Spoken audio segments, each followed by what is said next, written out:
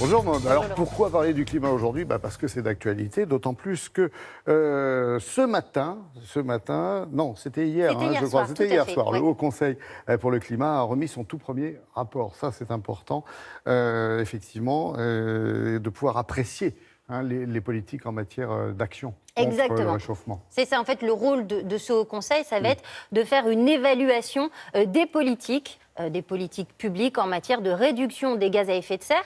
Les experts qui composent ce Haut Conseil se posent une question: est-ce que la France en fait suffisamment? Est-ce que la France est dans les temps pour respecter ses engagements en matière de réduction de gaz à effet de serre? Alors, ce Haut Conseil, il est très récent. Je pense que très peu de gens connaissent son existence parce qu'il a été créé cette année. Il a été créé il y a quelques mois seulement, en pleine crise des Gilets jaunes. Il avait déjà donné un avis, donc il a fait parler de lui. Exactement, il y a déjà eu un avis, mais là, c'est vraiment le premier gros rendez-vous, c'est le premier rapport, c'est pour ça que c'est assez important. Ce conseil, il est composé de 13 membres qui sont élus pour 5 années et il a un budget de fonctionnement d'à peu près 2 millions d'euros par an. Alors justement, ça fonctionne comment? Alors, comment ça fonctionne? Ces experts, ils vont se réunir, soit ils vont s'auto-saisir pour évaluer certaines politiques, ou alors ils vont être saisis par différentes instances, par exemple le président de l'Assemblée nationale, le président du Sénat ou encore le gouvernement. Ce conseil, il va donc émettre des avis, vous en parliez à l'instant, et ces avis, ce qui est très intéressant, c'est qu'ils vont être publiés sur le site internet. Donc nous, citoyens, on peut aller sur le site internet du Haut Conseil pour le climat et voir quelles sont les appréciations qui sont données. Il va être compétent dans 3 domaines, ce Haut Conseil.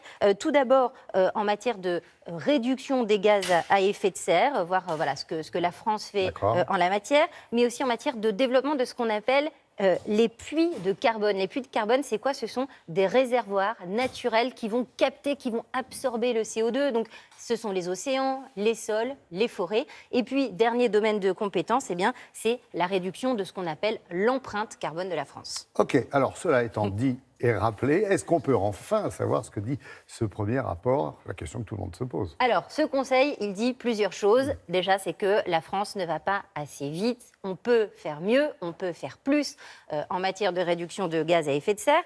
Par exemple, le Haut Conseil estime qu'il faut tripler la baisse annuelle des émissions de gaz à effet de serre. Et alors, autre recommandation assez étonnante, le Haut Conseil dit qu'il ne faut pas abandonner la taxe carbone. Vous savez, c'est cette fameuse taxe qui avait déclenché la colère des Gilets jaunes. Elle devait être augmentée début janvier. Finalement, le gouvernement l'a gelée face à la colère et aux manifestations. Le Haut Conseil dit qu'il faut rétablir cette taxe carbone de manière un peu différente, un peu plus juste, un peu moins impactante sur le budget des Français. Il y a 2 secteurs qui sont en retard dans le domaine. C'est ce qu'indique également ce premier rapport. Le bâtiment, avec ce qu'on appelle la rénovation énergétique. Ça ne va pas assez loin, ça ne va pas assez vite. Et il y a également les transports, encore beaucoup trop de véhicules thermiques, et donc on peut faire mieux. Alors vous me voyez venir, je souris. Est-ce que ce rapport va finir sur la pile comme tant d'autres qui ont coûté si cher, ou est-ce qu'il y aura des mesures concrètes après? Alors, il va falloir attendre, Laurent, pour savoir si ça va changer les choses ou pas. Le gouvernement a 6 mois pour répondre aux recommandations de ce Haut Conseil.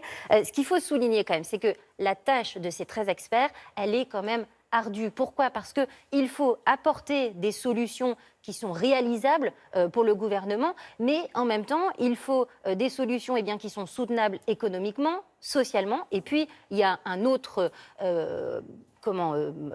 indicateur, un autre critère à respecter, c'est la souveraineté. On ne peut pas prendre des décisions qui fragiliseraient la France. Bref, attendons 6 mois pour voir ce que le gouvernement décide de faire de toutes ces recommandations.